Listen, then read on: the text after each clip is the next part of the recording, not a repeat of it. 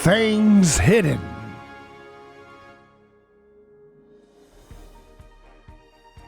And our Things Hidden podcast continues. I'm David Gornoski, the host of this program. You can always subscribe to us at your favorite podcasting site, iTunes. Make sure you rate and review this podcast and share it with those who you value, those who you treasure, because that's what this program's all about. It's taking things that are higher and deeper than what you hear on any other media program, but also more down to earth, more real and concrete and humble. Things like, how does anthropology and the history of Christianity influencing our modern world, how does that affect the things that come into our families' lives?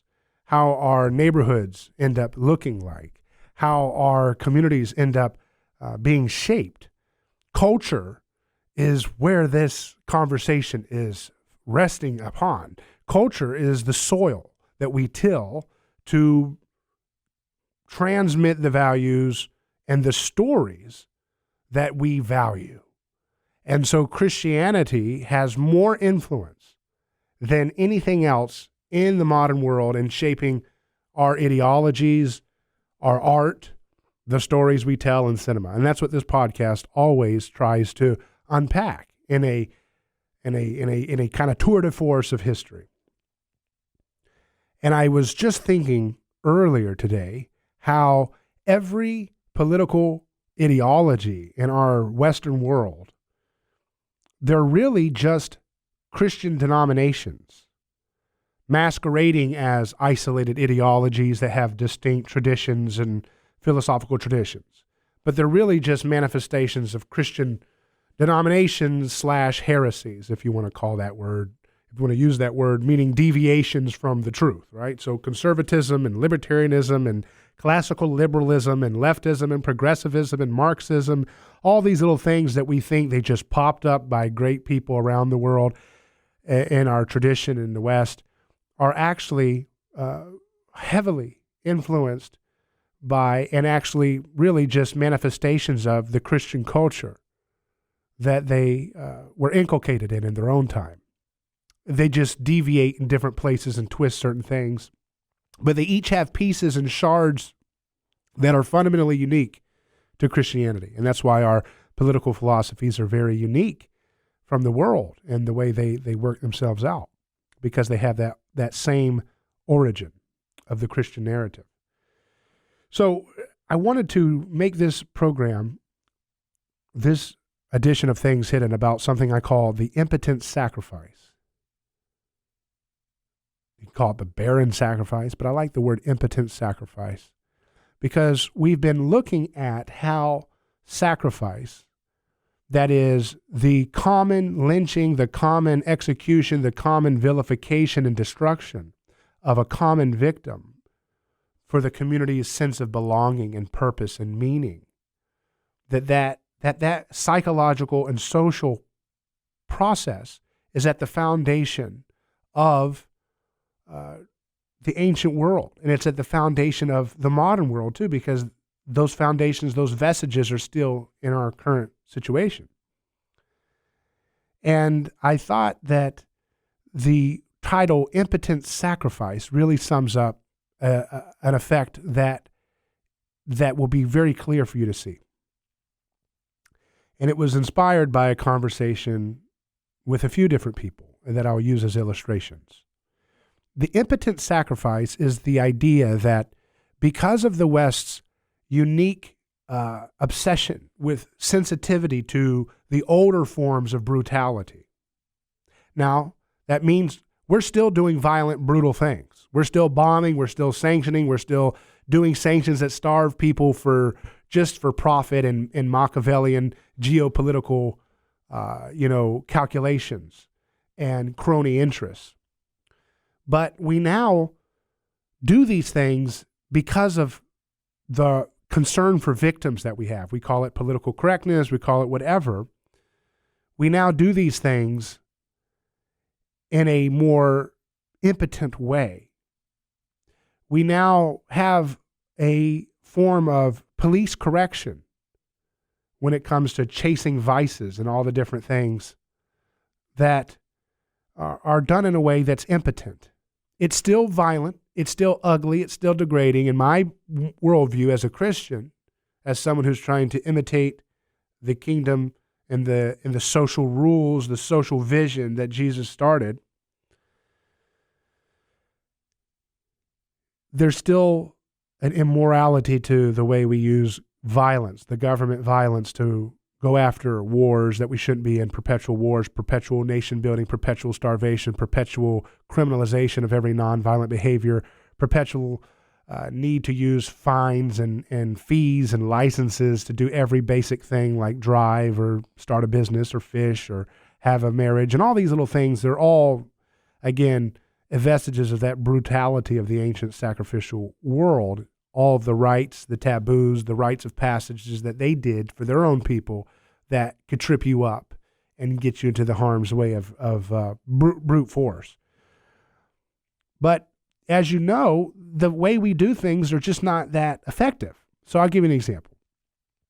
We have a drug war, and there's a lot of people that talk about how we need to get tougher on drug gangs and the violence in our cities. The inner cities, they're filled with shootings and killings and reciprocal violence. And I thought about that, and I said, they always say we're going to just keep having to fight this vice war forever.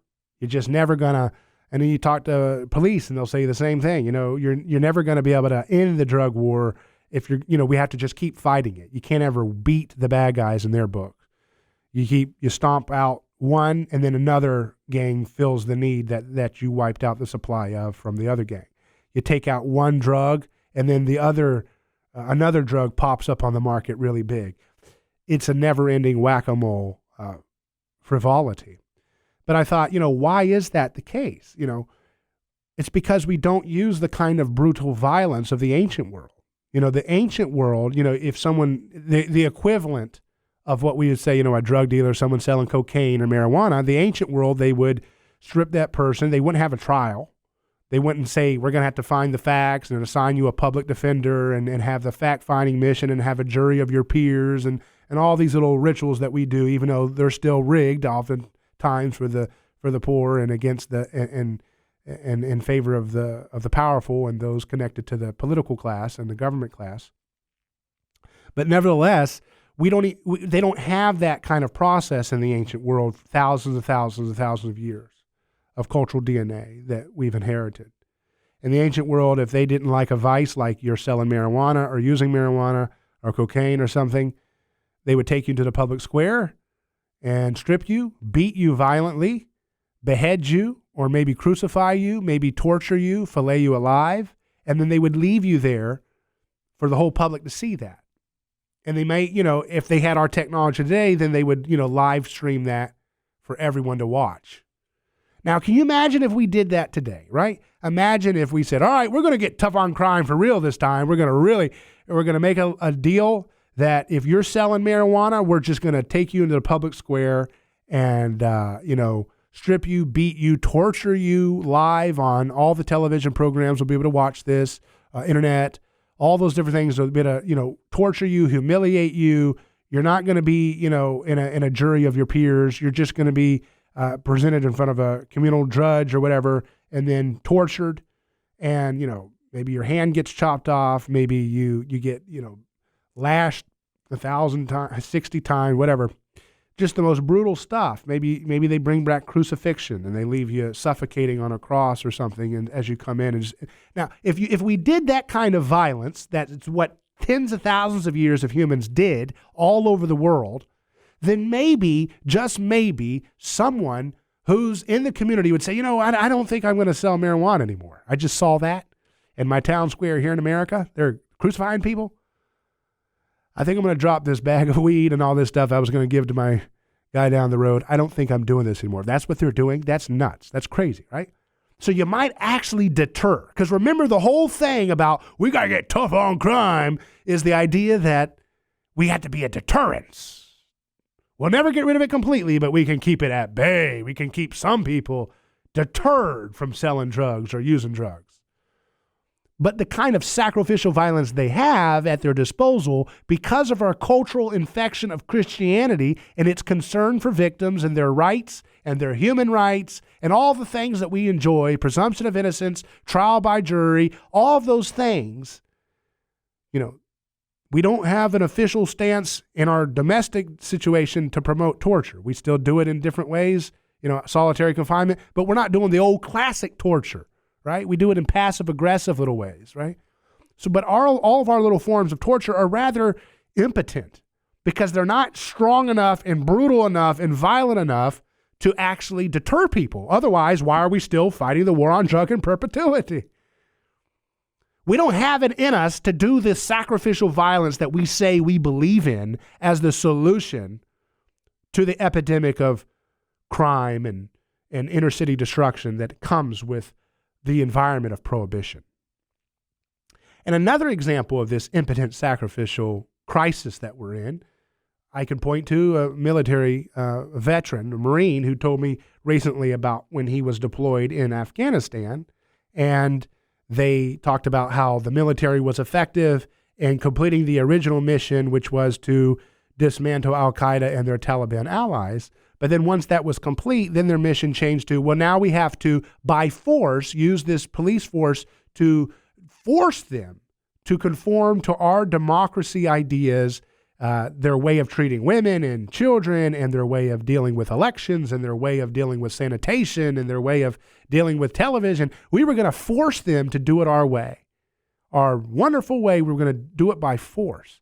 But the kind of force, this gentleman told me, that was necessary to get that culture's values to pay attention and actually obey, we would never go to that point of brutality.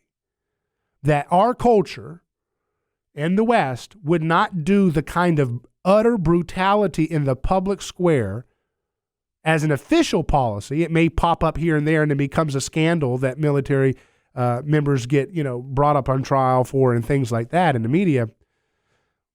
But we would not execute the raw brutality that culture, having not had Christianity for 2,000 years saturating its culture, the level of brutality that they would need to see to comply, to submit fully to our way of nation building their society, to culture building their society, we and our Western values would not ever do that. We would not cross that level of morality.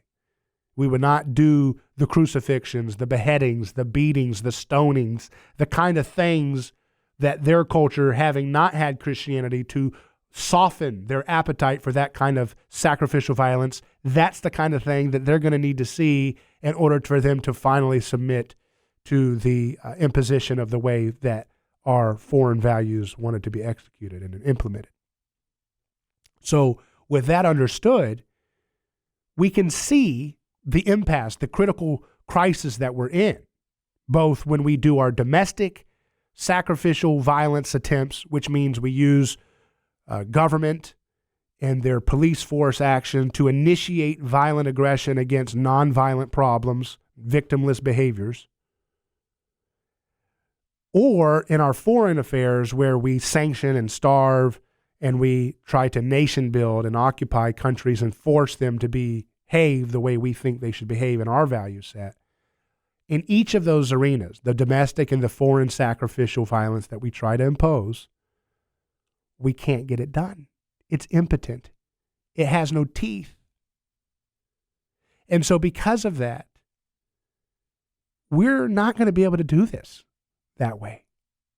It's like, I'm an advocate of a whole nother different way of doing things. But even if I wanted to say, forget the whole moral thing about what I believe in, let's just do it the way all these little wannabe tough on crime, little paper tigers in our community want us to do it. Let's get tougher. Let's lock them up. Your lock them up is never going to be enough. We have prisons that are awful, right? But you still get AC a little bit. You get food. You can even get a degree in there. You get to have a publicly funded defender. You get to go out and get exercise. You get to have plays in prison and jail. You don't have to worry about being beheaded by the guards. I mean, you understand that the kind of culture that we have has softened our violent bludgeon effect of the state. It's numbed it. It's turned the teeth and filed them down and filed down all the canine teeth of our state. And Christianity did that. And thank God for that. But the idea that you can, in that context, try to keep playing that sacrificial imposition of violence and somehow think it's actually going to work is a fool's errand. It's an idiocy, really. And so, if you understand that anthropological trajectory that we're in, then you'll see how absurd it is on its face that we should employ more government control over our lives to chase out the bad guys against these victimless, nonviolent behaviors that we're scared of here at home and against people who are in countries that we want to nation build to make them more subservient to our world order vision of the world. And so that leaves us with a real crisis choice. It's the choice that I call my radio program A Neighbor's Choice. It's kind of that same choice, isn't it? Which is you can try to keep doing the sacrificial way of locking people up, but you're not going to crucify them. You're not going to behead them. You're not going to stone them. You're not going to lash them. You're not going to do the level of brutality that would act as a sufficient deterrent to actually make that way of doing things somewhat work. Because if we literally implemented beheading and that kind of thing about drug users and things like that in our time, it would deter a few people. But there's another piece to the impotent sacrifice that's also fundamentally in play here, which is that in the ancient world, they had a monopoly on media. You know, you had the priestly caste was the designated group of elites who they alone could record and transmit the cultural memory of the tradition that justified the power establishment employing scapegoat violence, sacred violence, sacrificial lynchings and killings and brutality as a way of keeping the cohesion and the unity of the order together. And they alone had the camera, so to speak, of the community. And they alone shaped that mono myth, that mono story of what was news and what was true and what was right and what was good.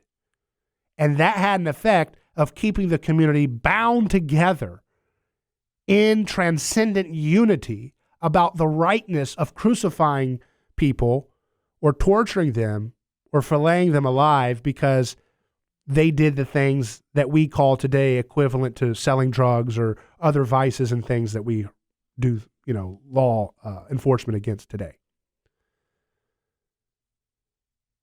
So the impotent sacrifice is not only the fact that it requires a level of brutality in the ancient world that is a publicly sanctioned and promoted event in the town square of our communities, but it also requires a monopoly on media perspectives. Because even if somehow in a fluke of something we regressed and tried to go back to beheading and guillotines and stonings and things like that to stomp out economic regulation violators or hate speech people or, people who own the wrong gun or people who, use the wrong medicine or people who don't pay their wages the right way or all the little victimless stuff that we use to create the kind of hierarchy we have today. Even if we went back to that and tried to do brutality, violence in the square, we'd have to also fix the other thing that Christianity has fundamentally broken, which is the monopoly of myth-making in our society.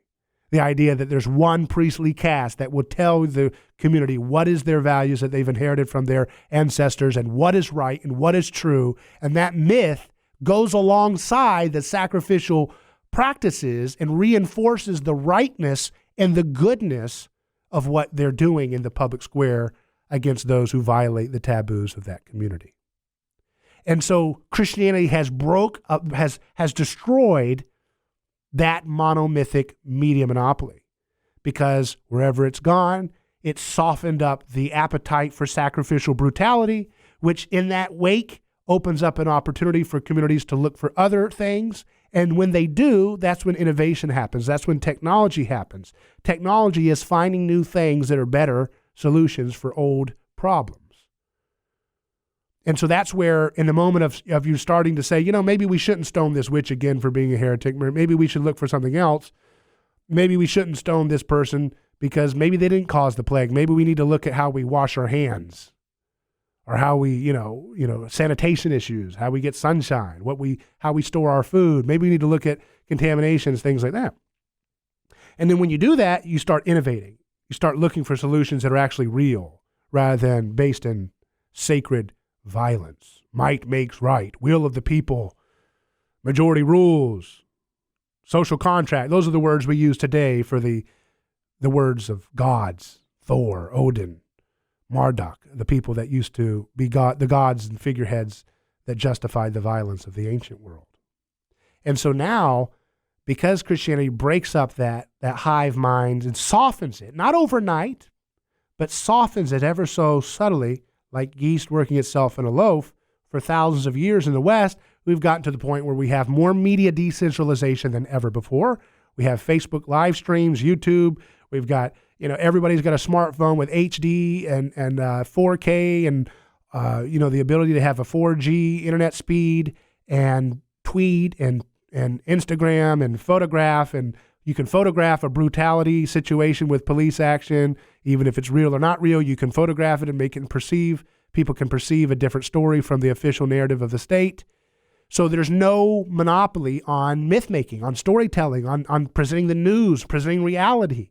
And because of that, even if for some magic reason we could go back to brutal violence in the public square, it wouldn't work, because there would be people, well, you know, if you're going to stone someone in the public square for getting stoned on marijuana, there'd be somebody with a camera, you know, live streaming it, saying this is unjust, this is disgusting, this is not what our society is about. Here are this person's family members, and here's what they're saying. And you'd get that dissenting victim's perspective. And that would always, whether you like it or not, create division, not unity, around the act of the sacrificial violence that was trying to be reinstated. So what I'm showing you here, I'm showing you concrete facts about our culture that Christianity has irrevocably destroyed the sacrificial practice of deterring these nonviolent victimless behaviors. It's destroyed the training wheels of civilization, so to speak. It's taken the bumpers off of your bowling game. And now we have to strike. We have to make a strike, or we're going to go into the gutter. And the gutter is where we're at. The strike, hitting it right, would be to actually practice nonviolence, non-aggression, non-vengeance, and to live that out in your life, in your private life. But then as you do that, it becomes the public life.